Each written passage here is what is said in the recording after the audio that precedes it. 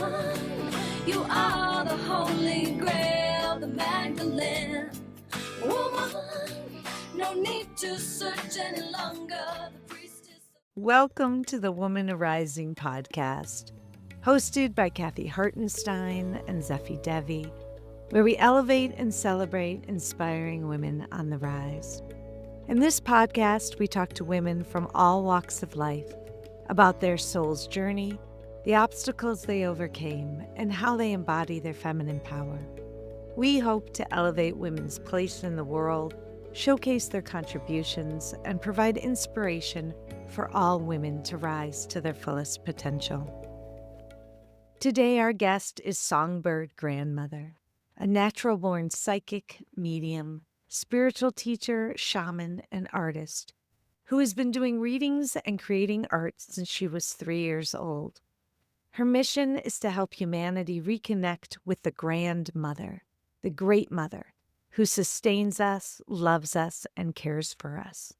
Since childhood, Songbird has had a deep connection with the earth and the spirit world. She holds a BA in psychology and sociology and a master's degree in the humanities, where her focus was shamanism around the world. In her work, Songbird pursues the experiential parts of connecting to the spirit world through ceremony, meditation, and reconnecting with her Native American and Korean cultural practices. She opened a healing center in 2010, and in 2013, she was fully initiated on her path as a modern-day medicine woman and shaman in a 12-hour life-changing ceremony with the Great Mother. She has met with thousands of people in private sessions, ceremonies, retreats, and teachings, and has a passion to work with women entrepreneurs, business owners, artists, and healers to help them own their power, increase their opportunities, and thrive in their fields. She offers virtual and in-person private sessions, ceremonies, and retreats in Sedona, Arizona, and Denver, Colorado. Welcome. It is our honor to have you with us today. Women Arising has been very lucky to have you participate in our programs in the past because you've been very integral to our work and done so much to uplift and empower women. Thank you so much for having me. We know you and we love you so much. And I'm so glad that we finally connect again and we can do this and, help other women all over the world. I wanted to ask you, when you first heard, and it could have been a while ago, Women Arising, what did you felt? What was the emotions that brought up for you? What kind of feelings that brought up for you? What was your thoughts about Women Arising? Well, the first thing I remember when I was first really getting into my path is I read a book. It was like from a psychic. And she said that the Divine Mother would be coming back. That was the first time I had ever even thought about the Divine Mother or anything like she's coming back. Like, where's she coming from? And through my journey, through college, through studies with teachers and such, it was always in the background about the woman coming to full power, right? And then when you started coming with the Woman Arising, it was like something familiar, and yet it was still like a seed. And now I feel with Woman Arising, it's grown and it's going to be a flower and then a fruit, right? But it's about the collective too. It's like the individual woman's journey, but then the Woman Arising is when you're ready to step into the community aspect of it, where you're ready to join with your sisters and really arise. Because women can't really come to full fruition on their own. You have to have a sisterhood. You have to have other women around you supporting you and uplifting you. And then that's what womanhood really, I feel, is. And its full power is when women come together. And then the Woman Arising is like all of us, rise into your power and be in this powerful group. And I feel like that's what Woman Arising really is. It's the space where you can be in your sisterhood, you can be in your power, you can heal, you can come together and do something greater than what you can do on your own. You're absolutely right. I like this part that when we started, it was a seed, and now it's actually the whole fruit. I really love that because that's how it feels, you know? That's the growth of us. Like, even in the earth, you have to put a little seed, and in, a few years, it doesn't, you don't know when the seed's gonna pop up and become this incredible tree with fruits. So thank you. That was an amazing way to, start this new energy that we're going into of women really, really growing and getting to the next level and creating communities. Thank you so much. It's amazing. Thank you. It's a beautiful image, and I love the concept that, we really thrive in community, and that's a big component of woman arising. Even though there is that sense of the singular woman, it's really when one rises, we all rise, right? And that there is this energy where we come together, and that kind of creates that sacred, powerful space.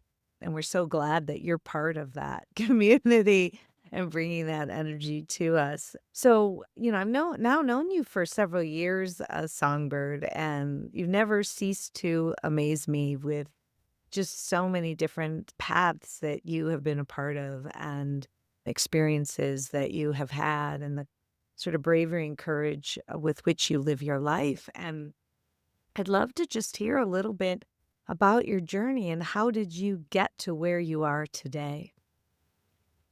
So when I was a child, I didn't talk till I was 30. And my mom was kind of worried. But when I started to talk, I talked like an adult, full sentences. And I would go up to random strangers and tell them stuff about, their future, whatever. And people would just be like, well, what's this little girl?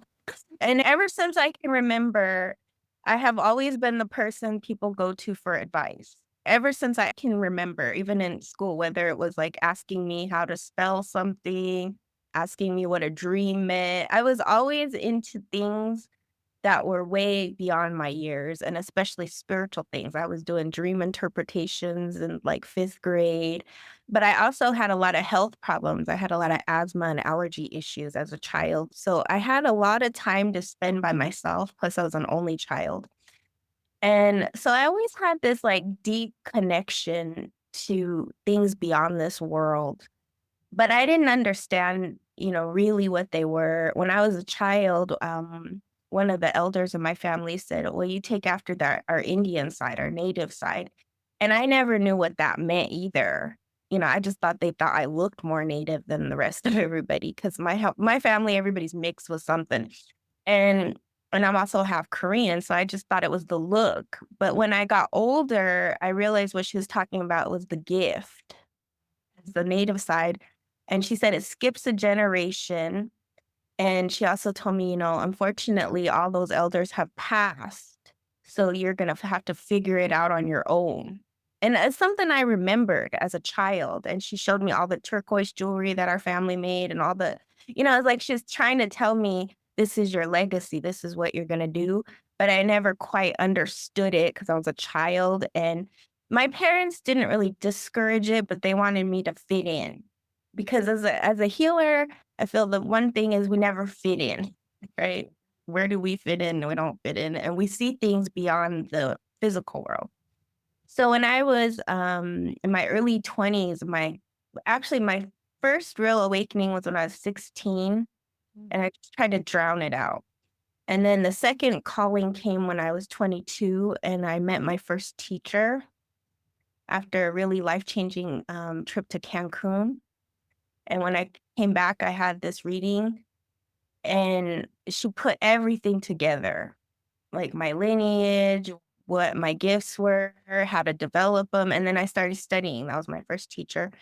And so it was like a slow evolution. And then when I had my healing center, it was like, okay, baby bird, go. And so fast, hard push into this to do this as a profession, because there was no way I was ever going to, put up a sign. I was always closet. I was doing astrology. I was always doing readings. My whole life I've been doing readings. I just never thought like that was what I was supposed to do. It was just never a career option. When you go and you take the career test, it was that, yes, you do this. Man. And but it all made sense when I met my teacher. And then as you keep going, it evolves, it evolves, it evolves, and you grow spiritual power. And your mission always changes too. Where you're guided to go, who you're guided to help. It's not the typical straight path. Well, I feel like my path is really just beginning too in a lot of ways. I love that idea of, that path is always a discovery, right? And that it's not linear, and that even when you feel like maybe you've always known your path, you also are discovering your path for the first time simultaneously. I think that's very powerful insight, because sometimes we think, oh, I'm going to figure something out and then everything's going to be, settled for me. But it never works that way. And having that knowledge, like you said, at that young age, but then being able to step into owning it fully and, like you said, putting your shingle out, because that's a big deal, sort of putting our shingles out in that way. I'd love to hear a little bit about, what were some of these really defining moments that you had that shaped and kind of made you have maybe some of that courage and ability to do that?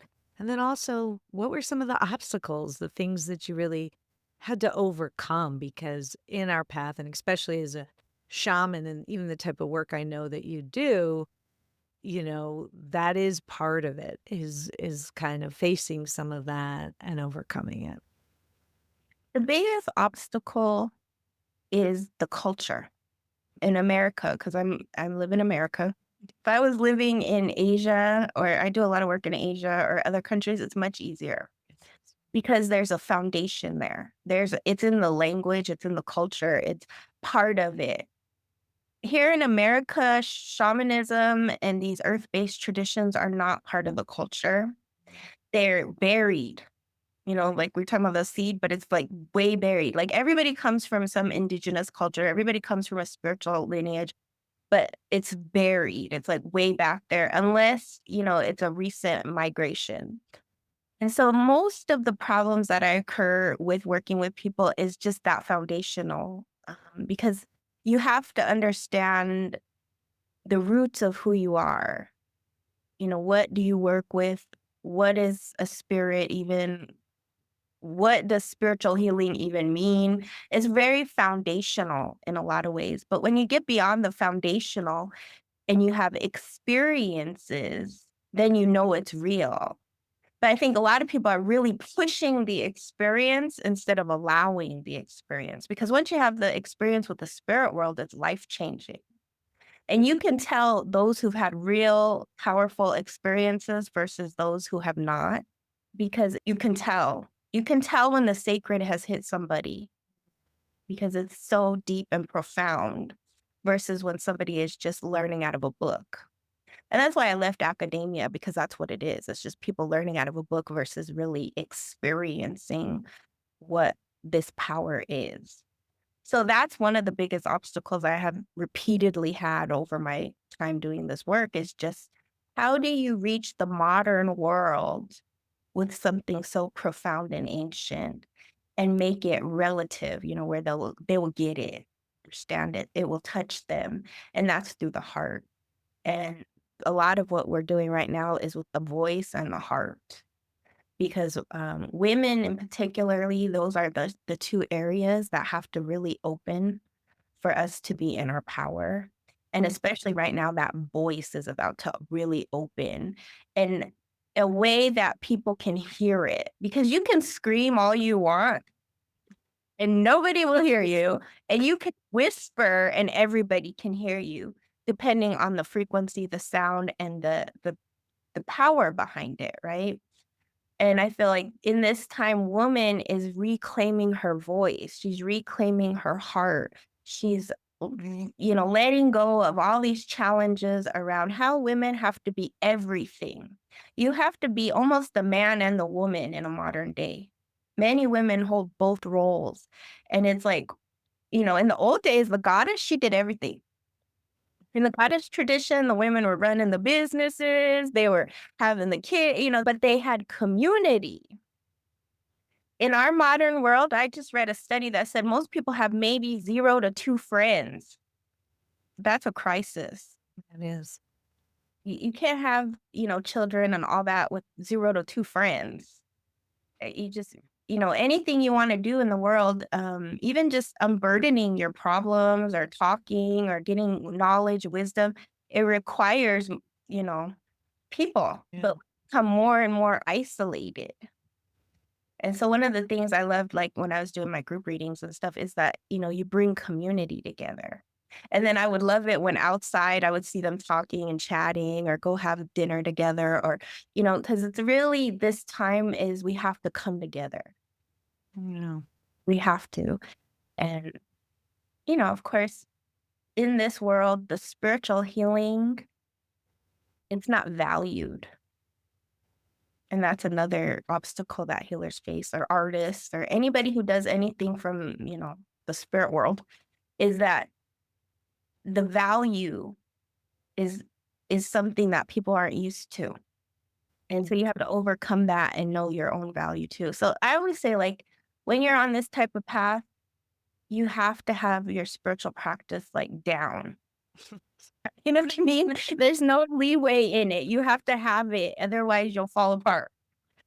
I hear you. And I think that deep sense of knowing your own value, I think that's a really important component. And I'm curious, we're talking about some of these external factors of obstacles that are challenging, especially when there's no foundation, which I think is really truthful, or even people who maybe haven't found the way to break through the surface, right? And really understand on that deeper level. What were the personal things that you had to overcome in order to really know your own value and be able to have that kind of deeper knowledge for yourself and sort of really know yourself in that profound way and build that connection to spirit that was somewhat unshakable? I had to hit rock bottom. You got to know your bottom to know your top. Because if you don't know your bottom, you'll never know your top. And I had to hit that bottom to know who I am. So when you're at the bottom, let's say you're in financial bottom, will you steal? Will you cheat? Will you lie? You have to know that about yourself. If you're at the bottom, not when you're at the top or the middle, you have to know at the bottom, because then you'll know what kind of foundation you have. Do you have integrity? Do you have value? Do you have trust? Do you have patience? So I had to hit the rock bottom of all that to know who I am and to know that I'm not the type to cheat. I don't steal. I had to know those things about myself. And I had to know that no matter how bottom it gets, I'm always provided and protected, because I went through a lot of struggles, like financially, emotionally, spiritually, every kind of crisis I had to go through. That's the initiation to know who I am and to know that no matter what, it will work out in some way, shape, and form. That's the blessing, right? But the bigger thing was that through this crisis, are you going to hold true to who you are? Are you going to stay true to your practice? Are you going to stay true to the spirit world? Are you going to really trust your path and know it and walk it?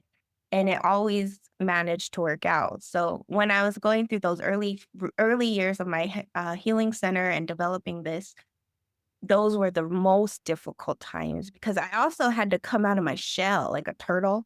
I had to actually come out and say, hey, I teach these classes. Hey, I do these readings. I had to put up words like psychic and you know what I mean? Like you have to like put yourself out there in ways that are uncomfortable. But then the miracles that would come by, like some random lady walking by lost, and she was like, I don't know what I need. And then she gets a reading and it's life-changing. Or they come to a meditation class and they open their psychic gifts and their intuition and they're thriving. And you see life-changing experiences. And I think over time, one experience after another and seeing that with people is really the foundation, because then you're not rocked. In the beginning, you don't really know. because it's all coming at you. But then once you're really in the flow of it, and if you remind yourself, because you're always going to have challenges, Right. it's like, oh, okay, yeah, it worked out last time. It should work out again. Well, I think that's really true. Like, we do have to hit bottom sometimes to know our mettle, I guess, how we can survive in that, moment where we think we can't, right? And so, that is sometimes where we really do learn about some deeper aspect of ourselves. And a lot of times when we turn to spirit as well, and open that channel and that pathway for us to be able to connect. So I think that is very powerful. Um, One of the other questions I have for you, and this is, I know, we're friends, so we were taking a walk the other day, and um, you were talking about that this is a really important time for women, and that, throughout history, there has been, a lot of intensity around the patriarchy and women not always being able to be recognized and in their full power. And so I'm curious, as you're looking through that lens, and how women now can really kind of forge forward through that and claim what is rightfully theirs. How do we deal with the sexism in the world and really strive to overcome it? Yeah, in our calendar system in the Tonopawali, it's been something like 50,000 years since woman was in power, the matriarch. And she just barely came back in December of 2021. The power of woman. And so what I mean is the power of woman is in her healing abilities, her ability to create and give life and to nurture and take care of not only herself and her family and her community, but the earth, to bring, Mother Earth into this conversation. And I feel like the first connection a woman can really make is with the earth mother, the great mother, to really know that there is a mother goddess. We put a lot of attention and focus on a father god, on a male god, and they have turned the great mother, the mother goddess, into a ghost. They have the Father, Son, and Holy Ghost. Well, what's that? That's the mother. And it's the essence of feminine energy, which is always the great mystery. It's the power of the unknown, and it's the power of the cosmos. It's the power of creation. And women have to reconnect with that essence first, really, to know that there is a mother goddess, that there's a feminine principle beyond what they've been taught, and to know and recognize that when they connect to the earth, that's where they'll get their power. That's where they'll find their peace, their happiness, their joy, their inspiration. You know how if you've ever sat with a tree, like really sat with the tree, the stillness and the resilience and the beauty and the just the power, but it's a very soft power, right? That's a woman's power. A woman's power is not, guns blazing, let's go. It's more of a soft essence that inspires, and even like if you can really feel it, it's a very compassionate power. It's a loving power, but it's fierce. Don't mess with her babies. But it's all of it. And each woman has a different aspect that's more dominant than the others. Like some women are very like, defending the weak, the vulnerable, and others are just like, very nurturing and caring and open-hearted, and others are very wise, like the crone, she's very wise and has all this like experience to share and the strength. Woman is so incredible, and every woman has to know what their like superpower is. And don't be afraid to share it. That's really the message, is like, don't be afraid to share who you are, really and truly who you are. Because in these times, we're going to be crying for the mother. That's who people are gonna cry. When you go through a hard time, you ever notice how you just go, "Oh, well," and who are you crying for? And sometimes you have a terrible mother and you're like, "What? For my terrible mother." You're crying for your mother. You know, the great mother, the mother who history tried to wash away, but she's still there. She's still there. She's waiting. She's like, waiting for us. Very powerful to actually bring that to life, to bring the great mother into really living, because she is a living, she breathes every day. She's the earth in a lot of ways, and we are part of that. So I think the way you described it, it was amazing. So can you tell me your connection to that divine feminine? What did you feel when you connected with her? What was the essence that you felt? When I first met my first teacher, um, she told me about Kuan Yin, Mm. right? She said, "Oh, you walk with Kuan Yin." I didn't even know who Kuan Yin was. I was like, "Whoop." It's like, "Don't worry, you're gonna feel her." And I said, "Okay." You know how you're gonna know you feel her? Is like you could cry, but you can't cry. Is this feeling of like overwhelming, emotion, but it's not like a, I'm so sad. It's more of like she said it's gonna be a heat and you're gonna feel like you wanna cry, but you can't cry. Well, sure enough, I'm driving out of this ceremony, out of this session, and my mind is blown. And all of a sudden, I felt exactly what she told me. That feeling like I wanna cry, but I couldn't cry, and it was like this overwhelming heat, and I'm driving, and I'm like, "Oh, what's going on?" And I just remember, oh, that's what she was. That was Kuan Yin. And about a week later, I was at a friend's house and he had this statue. Never noticed it. I've been in this house, so many times and never noticed it. That day I noticed, I said, "Who's that?" It was this beautiful Asian lady. And he goes, "Oh, that's Lady Buddha." He didn't even know who she was. He goes, "That's Lady Buddha." And I was like, Lady Buddha.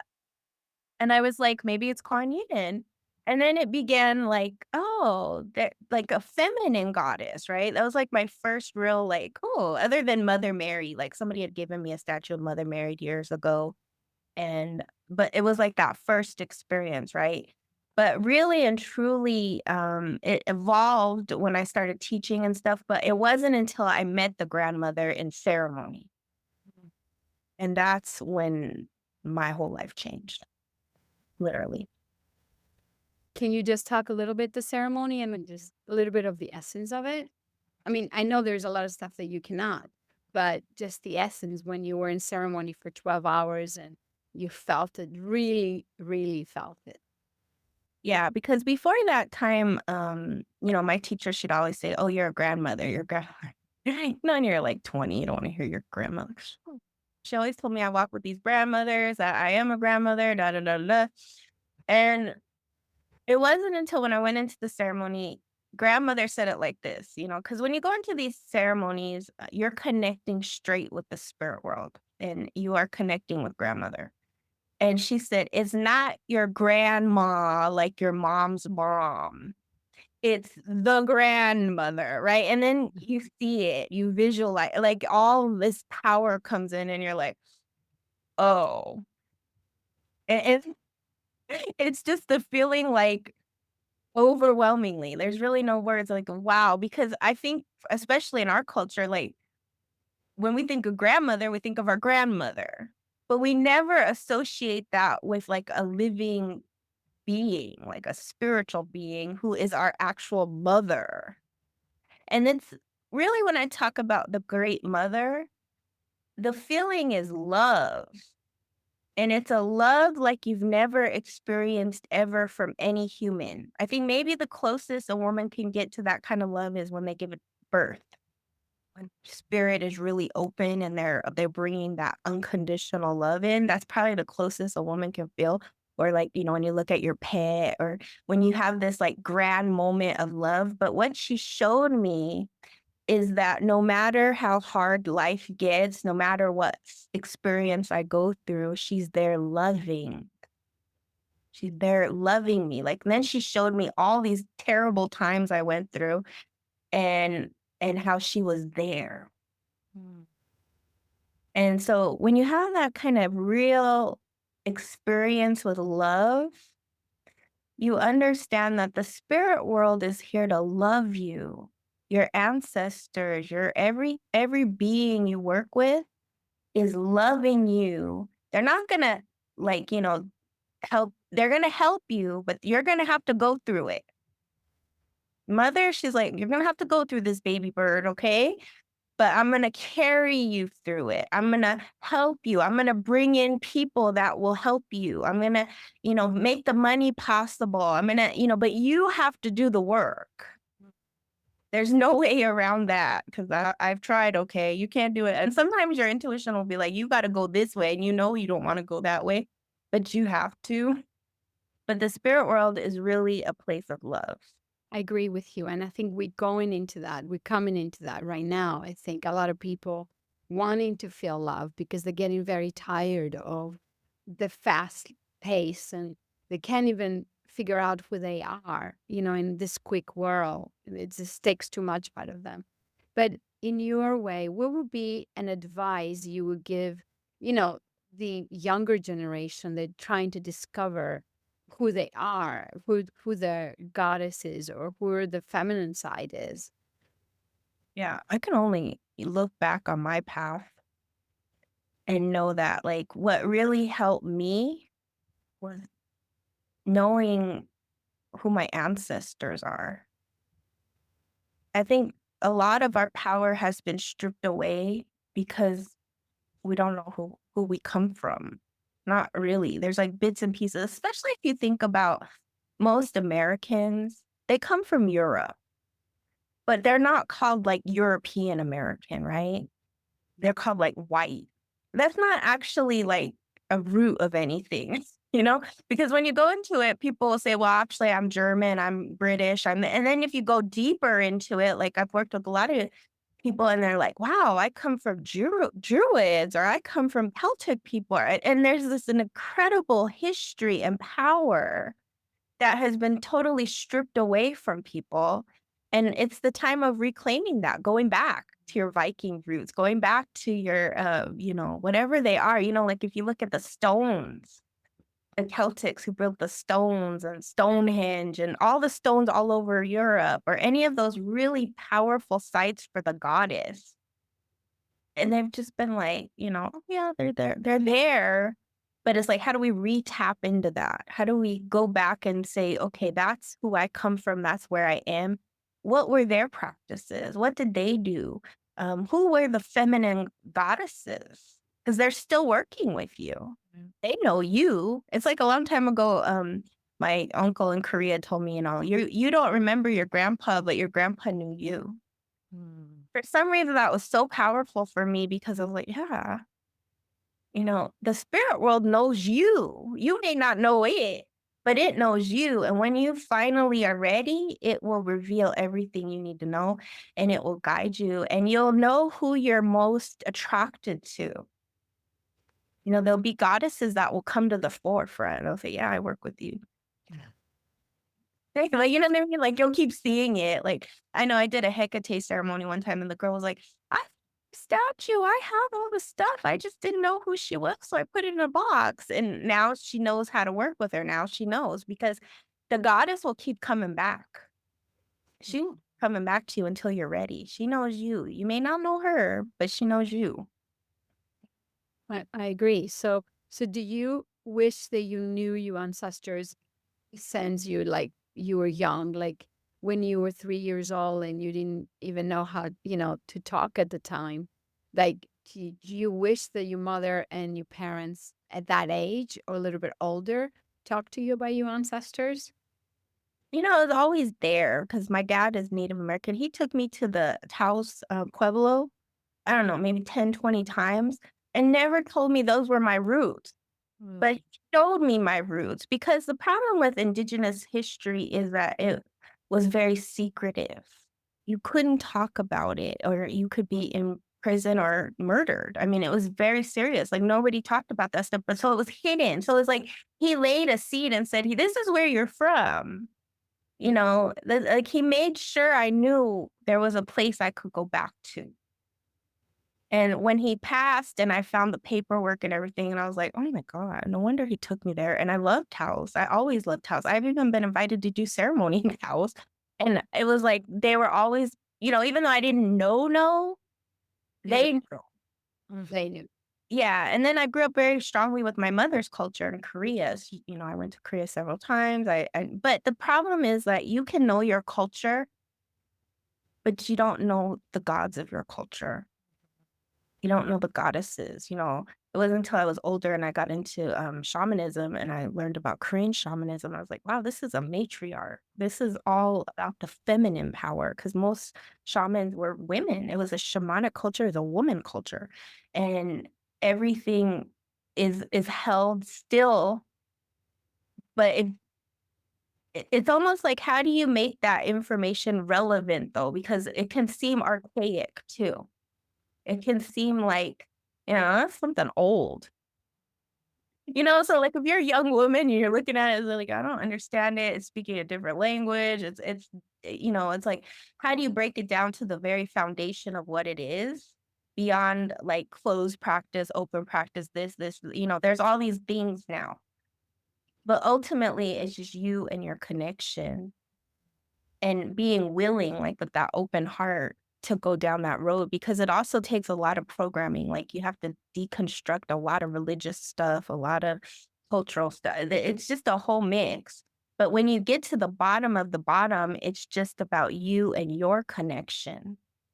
Because there's a lot of people too who will have connections with goddesses that are totally not even related to them. You know what I mean? Like you can have a connection to anything or anyone. And really in the traditional ways, it was about you and your connection. That's the bottom line of it. It's just, what do you have to remove to get to that connection? What belief system, what ideology, what fear? I think most of it is fear. Yeah. There's a lot of superstitions. There's a lot of stuff. But when I look at it, and I always go back to it, it's just, what is my heart saying? And you have to drown out all the social media, everything. You have to just shut it all down. Sometimes I'll turn off all the lights and just sit in the dark and really get in there. And a lot of times it's not the stuff I want to hear. But it's the truth. That's one of the things, how you connect to your divine feminine. I like that. Just turn everything off and just stay in the darkness, like getting into the womb and really rediscovering and things you don't want to hear. But what is a couple other things you can tell us that you actually do to really connect to your feminine side? I love fire. I'll light a fire and I'll just sit and stare at the fire. Like literally, I'll just go into a trance and just sit and stare at the fire. And I'm also purifying, I'm burning like all the stuff. Because especially right now, there's so much noise in the world. Because we are at the crossroads. See, in the Tonopali, this is the last year of an intense 5-year cycle of death. We are ending a 52-year cycle to begin a new 52-year cycle next year. We are very lucky to be alive. I know that's like probably something you don't hear a lot. That we are actually like witnessing a great change. And some of the things that are going to happen in this year are things we've never seen ever. Like that they're all going to be part of a new cycle. But the thing is that nothing is decided. We have to decide it. We have to stand up and say, what do we want? And that's why I really feel the woman arising is powerful, because it's the woman who has to decide this. It's the woman who has to say, no, I don't want this. I don't want this for my babies. I don't want this for my future. I don't see this in the next 52-year cycle. And I feel like there's going to be two things happening at once. There's what you see and what you don't see. What you see is everywhere. But what you don't see is what you feel. And that's the energy and currency that's going to lead you into this next chapter, because a lot of people are going to be ending careers, ending, partnerships, ending businesses. It's an ending. And whatever ends, it's like you have to gracefully let it go, but you have to grieve it and let it go. And then a new will come in that is much grander than whatever that old was. Because these are times where almost everybody has to step into what is it that they're here for. Why did they really come here? And what's the service and gift to offer? And that's when you find your joy. No, I agree with that also, because it's about not asking, where am I going? Is where I am, who am I? Because a lot of people come and say, where am I going? What's going on? But they never ask, who am I? Really. Yeah. That happened this year, and then we're gonna go into the next year. But thank you. That was this is very powerful, and I think we're ready. We women should be ready for this new step and the new way for us to step out there and not be afraid of what we have to say and what we have to stand up for. Yeah, I think that sense of ending and beginning again, but in a new and powerful way. It's almost that sense of that phoenix in a way where you kind of are burned to the ground and then rise from those ashes. And I think that's a really powerful moment, and that women are going to be really integral in this process. In thinking about all of this, I'm curious about sort of a two-part question here. What you wish somebody had maybe told you as a young woman, in terms of what would have made a big difference in shaping your journey. And then what advice you might give to young women today who are embarking on this journey. I think one of the most powerful things I could have heard as a child is believe in yourself, like trust in yourself.